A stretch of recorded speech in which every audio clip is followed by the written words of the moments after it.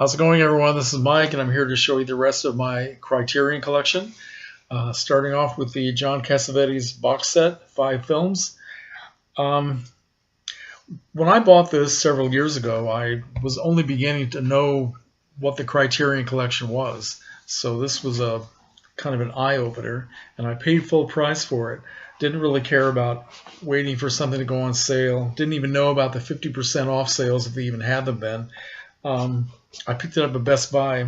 I just had to have these films by Cassavetes because he was and still is my favorite director. So 5 films plus a documentary. The documentary is called A Constant Forge, and it's filled with a lot of interviews, film clips, people talking about working with John, people who knew him, certainly his wife Jenna Rollins, and a lot of other people who knew him.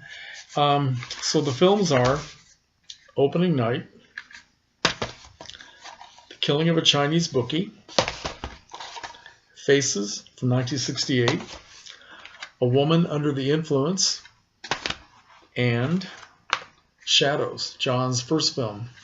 And there's also a nice little booklet here which is filled with all kinds of information and pictures. Now, if I had to choose which one of these films is my number one, I think it would be Opening Night, which came out in 77 or 78, one of the two, starring Jenna Rollins, and Ben Gazzara is in it, Zora Lampert. It also has John Cassavetes in a supporting role. Fascinating film about an actress played by Miss Rollins who is in a play about a woman who is aging and is having trouble dealing with it. And at the same time, the actress is going through the very same thing. This is a very brave, powerful, physical, and visceral performance by Jenna Rollins. And this film, unfortunately, came and went very quickly. It had some sort of a problem with distribution or something. And it's a shame that it didn't get more attention than it did, because I think it is a brilliant piece of work. My number 2 film would probably be Shadows, which I just have a special love for, I guess, because it's so raw and so groundbreaking. And okay, so sorry, having trouble getting all the stuff back together here. Come on, John, cooperate. There we go. All right. That's not working out very well. We'll work on John later. Second film that I have to show you is Mulholland Drive, directed by David Lynch. Naomi Watts, Laura Elena Haring.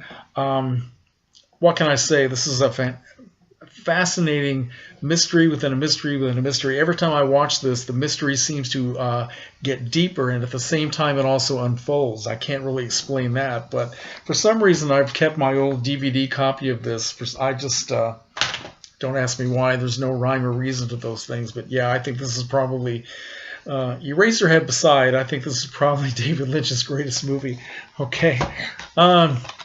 Fishing with John. This was a very, I didn't even know this existed until just a while ago, but this was a very short-lived TV series. It was on, I think it was Arts and Entertainment, I think it was, I'm not sure, starring John Lurie, who is a musician, he's an actor, he's just all sorts of things. He acted in some of Jim Jarmusch's films, which I'll show you later, and he somehow got involved in this idea of going fishing in all these exotic locations like South America and Thailand with famous celebrities, that's redundant, celebrities like Dennis Hopper, Jim Jarmusch himself, who else, Matt Dillon, and just, it's supposed to be sort of reality fishing television, right? But it's a lot of fun. Okay, here is Jean-Luc Godard's Breathless, which I picked up on Blu-ray. Now, I have not watched this since I've got it. I've only seen Breathless maybe a couple of times. I have another DVD copy of it. Jean-Paul Belmondo and Gene Seberg in what was considered to be a groundbreaking film that came out during the French New Wave. And I like the film very much, so I need to sit down and study it now that I have this. Here's a film called Repulsion. This is a horror film, psychological thriller directed by Roman Polanski in the early 1960s, starring Catherine Deneuve in a really heartbreaking performance. It's a scary film. Black and white cinematography, brilliantly made, brilliantly acted by Mr. Deneuve, but difficult to watch in some places. Okay. Here's a classic Western, John Wayne, Montgomery Clift, and Red River, directed by Howard Hawks. I like this very much.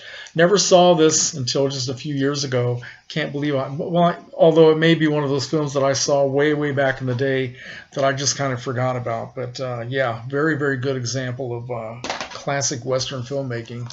Here is a film called Following. This is an English film made by Christopher Nolan. It was his first film. Brilliant idea to... how do I describe this? It's filmed in such a way that they show different parts. Well, I can't explain it. I'll make it sound so stupid, but it's not done in sequence. Okay, there is a feature on the DVD, on the disc, where you can actually change everything around, put the story in sequence, see it from start to finish. But it doesn't play that way in the film. Okay, the way it was released.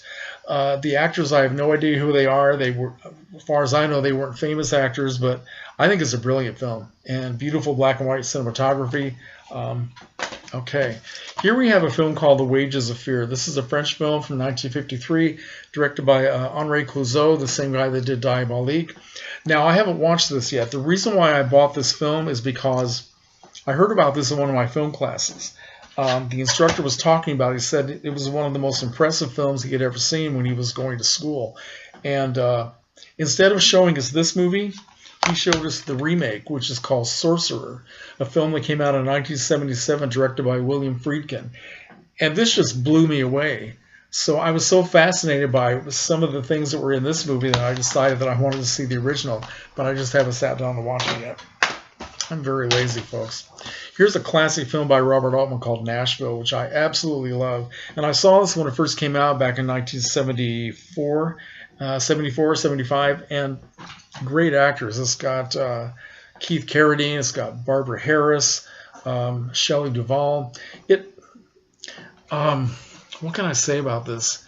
When I saw it in 1974, when I was very young, I saw this very differently than I see it now. And it's just sort of, as I've gotten older, it seems like the film has made more sense to me. But it has to do with political stuff going on in Nashville, Tennessee, and involved in the world of country music, which is kind of a... what's the word I want to say about the world of country music? I don't know much about it. Some of the music in here is very good, and some of it's kind of not so good. The performers in the film, Karen Black is also in it. They sing, they perform their own music. Some of them even wrote their own music. Ronnie Blakely is actually a very good singer.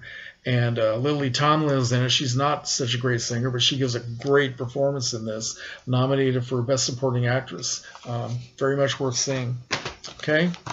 Classic American film, Easy Rider, 1969. Dennis Hopper directed and starred, along with Peter Fonda and a bunch of great supporting actors from the era, like Luana Anders and Luke Askew. Jack Nicholson, yeah, I almost forgot about him.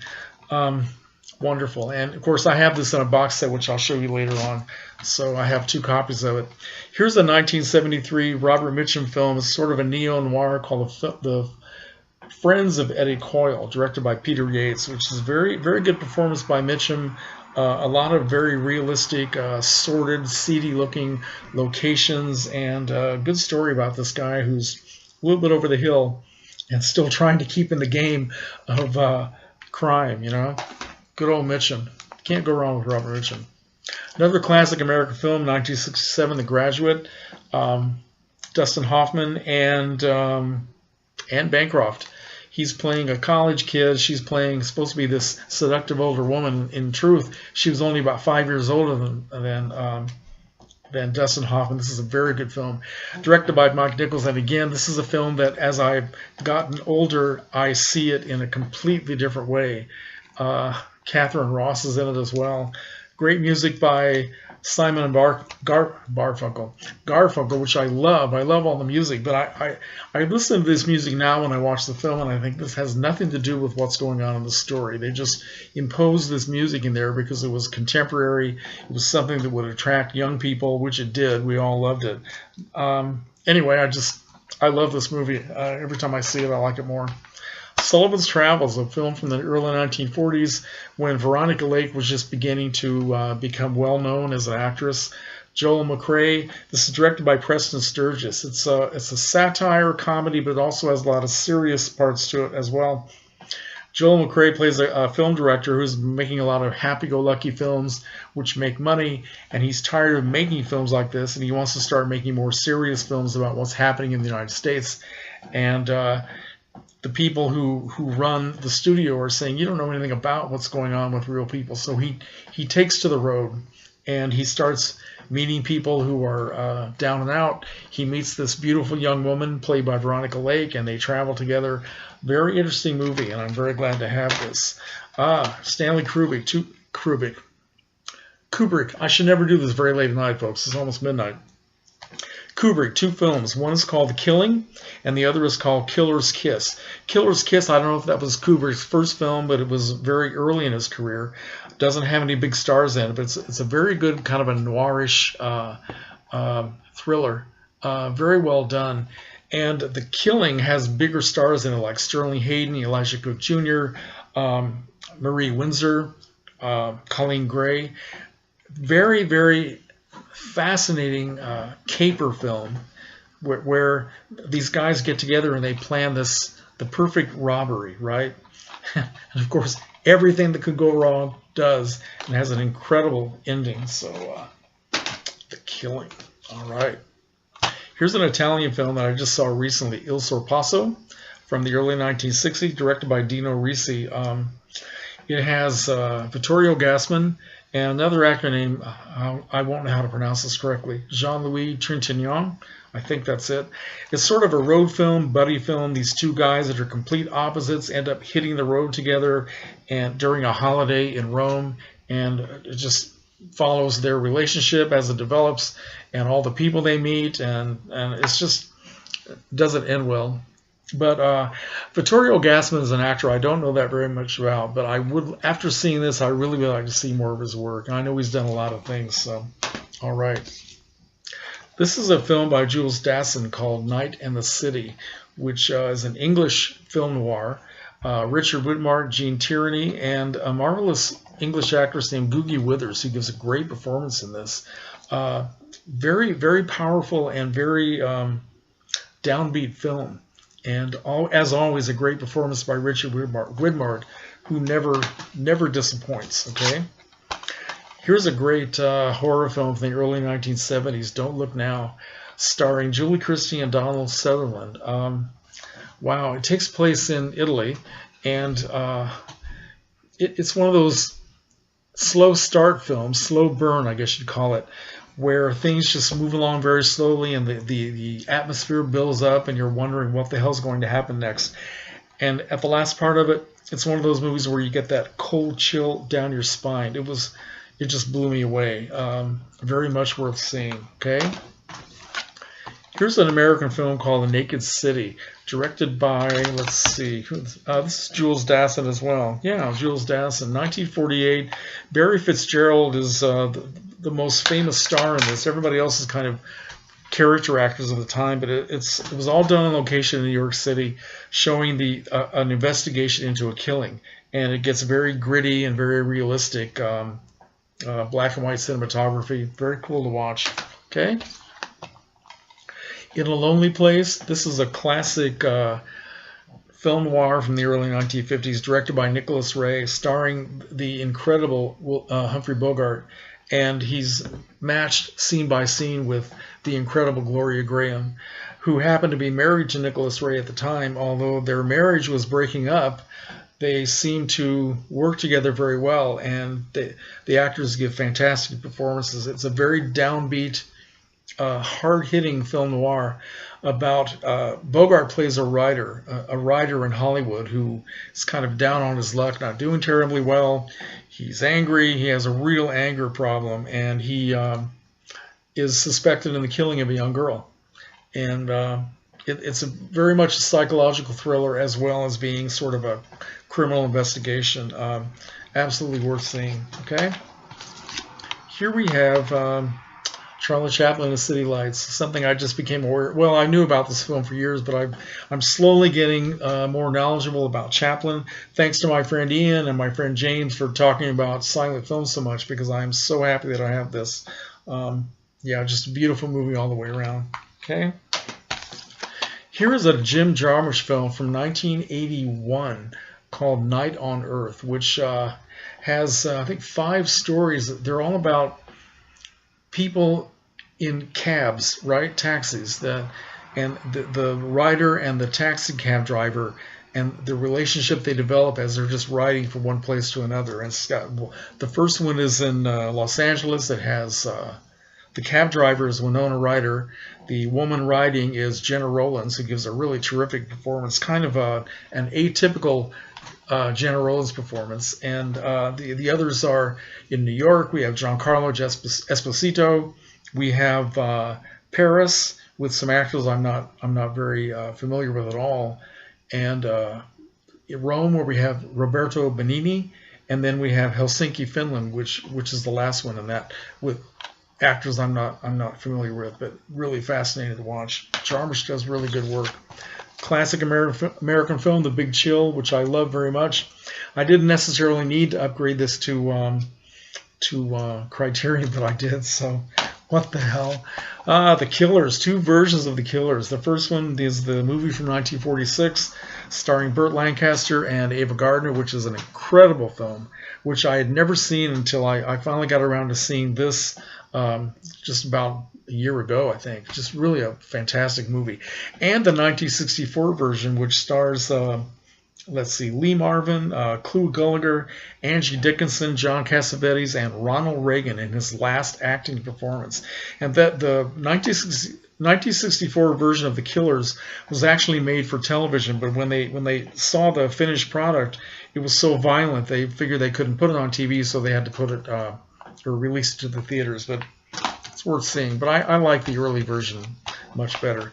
I Married a Witch, starring Frederick March and Veronica Lake, directed by Renee Claire. Now, I don't know if I've seen this way back in the day. I may have, but I tried to watch this just a while ago, and I fell right to sleep. And I'm not sure if that's because of the movie or because I was just tired and I had no business trying to watch anything. But I do intend to give this another chance. Veronica Lake is always worth watching. Even though Joel McCrea, after he made Sullivan's Travels with Veronica Lake, said life is too short to make another movie with Veronica Lake. Although years later he did make one, but apparently she's very difficult to work with. Charlie Chaplin, The Great Dictator, co-starring his wife at the time, Paulette Goddard. Love this movie so much. One of the most moving films I have ever seen in my life. If this doesn't break your heart, you don't have one, okay? A Taste of Honey. This is a film from 1961, an English film directed by Tony Richardson, starring a young actress. I believe it was her first film, Rita Tushingham, who is a great actress. It's a very sad story, but it does have some funny things in it as well. Very realistic with the locations and the way people are acting and interacting with each other. And it's like I was going to say something really profound. Now I can't think of it, but I guess it's not important. Very good film. All right. Another documentary, The Rolling Stones, Gimme Shelter. This is all about the ill-fated rock concert at Altamont, California in the 1969, I guess, where the Stones were performing, also Jefferson Airplane. I think the Grateful Dead were there, some other people, and there was one of the concert goers was actually killed in the audience. Somebody got the great idea of having the Hells Angels, who were all maniacs, police the concert and keep everybody safe, right? well, that didn't work out so well, but this is a very well-made documentary. Not only shows some great concert footage, but it has the reactions of a lot of people, including the Rolling Stones, in what happens. So very much worth seeing. Something Wild. This is a fantastic movie that's not terribly well known.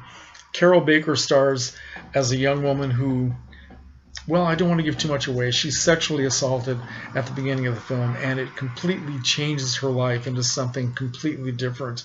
I don't know what else. Ralph Meeker co-stars. Directed by a guy named Jack Garfien, who was married to Carol Baker at the time, and he has not directed that many films, but he mainly in the theater. That's what he was doing. But Carol Baker is just really fantastic in this. I remember seeing this maybe 30 years ago and thinking it was a very strange film, but I'm very glad that I finally sat down to watch all of it. It's very, very moving. Okay, here we have a film called The Life Aquatic, which I bought used. Have not yet watched it, so I will get around to that someday. Bill Murray. Film called Broadcast News, which I like this very much. This has William Hurt, Holly Hunter, and who's the other guy in there? Albert Brooks. Actors I like very much, and it's very telling story about the even though it was made many years ago, it has a lot to say about the media today. So yeah, very, very interesting film. Island of Lost Souls, Charles Lawton, Bela Lugosi. Yeah, I've seen this before, and I saw it very recently in one of my film classes, and still packs quite a punch. And Bela Lugosi's not in it very much, but just getting to see him do anything is worth it. Here's a terrific little science fiction film called Robinson Crusoe on Mars. Another film that I never saw back in the day. It came out in 1964, and I watched it about a year ago and really loved it. And it reminded me a lot of, well, early Star Trek, I guess. Star Trek, the original series, and I think that's why I liked it so much, because a lot of the special effects kind of looked like Star Trek. I don't know too much about the lead actors in this, but Adam West has a small part in this, so it's kind of nice to see him before his Batman days. Very interesting little movie. Okay. Oh, here you go. Ernst Lubitsch, To Be or Not to Be. Jack Benny and Carol Lombard. Robert Stack, Lionel Atwill. This is a wicked and very brave satire, parody of what was going on in the world at that time with the Nazi regime and all that. It's just, and this is also Carol Lombard's last films. I never saw this until just recently, and it was absolutely hilarious. Let's see, as nervy as it is hilarious, the screwball masterpiece from Ernst Lubitsch. Carol Lombard and Jack Benny, a husband and wife thespians in Nazi-occupied Warsaw, who become caught up in a dangerous spy plot. It is a very, very funny movie and very important as well. Here's a Japanese set of ghost stories, collection of ghost stories. Kwaidan, I believe that's pronounced. Have not yet sat down to watch it. Sorry, embarrassed to say that. Okay. And not too many more to go. Here we go, The Vanishing from 1988. This is a Dutch film. I've talked about this many times, as James has as well. Just, again, one of the best, creepiest horror films that you'll ever see. Totally unique. And speaking of the ice down the spine, this is even worse than Don't Look Now. I mean, wow, just the ending, it will just absolutely kill you. All right. Days of Heaven, Terrence Malick. Wow, Richard Gere, Brooke Adams, Sam Shepard, Linda Manns, a beautiful movie, and I had to get this on Blu-ray to get the absolute best imagery I could get, because really this is 99% imagery rather than story. So just everything about it is just dazzling and hypnotic. Okay, here we have a beautiful film from the 1930s called Make Way for Tomorrow, directed by Leo McCarey, starring Victor Moore, Beulah Bondi, Faye Bainter, Thomas Mitchell. This is the film about an elderly couple who fall on very hard times and have to be separated, and they're just lost without each other. And it's, again, if this doesn't break your heart, you don't have one. Beulah Bondi is just, every time she just looks in the camera, she just makes you want to cry. This is a very beautiful film. Down by Law, Jim Jarmusch, starring Tom Waits and John Lurie. which again, this has been around for a long time, and I didn't get around to watching until fairly recently. Absolutely loved it. Black and white cinematography. Roberto Benigni is in this one as well. And these three guys are in prison together. It talks about how they got there, and they find a way to get out, and their adventures as they try to escape together, and all very different people and not getting along terribly well. Tom Waits is a great actor. He's a good musician, songwriter, very bizarre, but I wish he had done even more acting. And of course, John Lurie is terrific in this. Here is a terrific box set called America Lost and Found, the BBS story. Now, this is a studio, well, sort of a film company founded by three guys, Bob Rafelson, Bob Schneider, and what was the other guy? Steve something, I can't remember. Yeah, Steve, no, it's Bert Schneider, sorry. Bob, Bert, and Steve Blauner, who decided to make films together, and they made, between 1968 and 1972, they made this marvelous collection of movies, okay, such as Easy Rider, which of course I already have, The King of Marvin Gardens, starring Jack Nicholson, and Ellen Burstyn and Bruce Stern. I have not yet watched this. It's the only one in the set I haven't watched. This film called Head, which stars the Monkees, of course, the big TV stars. Directed by Bob Rafelson, but was written by and produced by Bob Rafelson and Jack Nicholson. And it has guest stars like Victor Mature, Annette Funicello, Frank Zappa, Terry Garr, Sonny Liston. Very bizarre, colorful film, which is a lot better than what a lot of people would say because it has the Monkees in it. It's this different kind of Monkees than what you saw on television. Drive, he said, and also a double bill with the first film directed by Henry Jaglom called A Safe Place, starring My Beautiful Lady Tuesday Weld and also Orson Welles and Jack Nicholson. Very interesting little movie.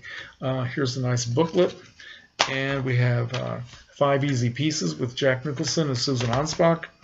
And finally, this classic, The Last Picture Show, directed by Peter Bogdanovich, a film that gets better as the years goes on. Again, Jeff Bridges, Timothy Bottoms, Ellen Burstyn, Ben Johnson, Cloris Leachman, and Sybil Shepherd. Very, very nice to have that box set. Let's see what else. Okay, the last few here.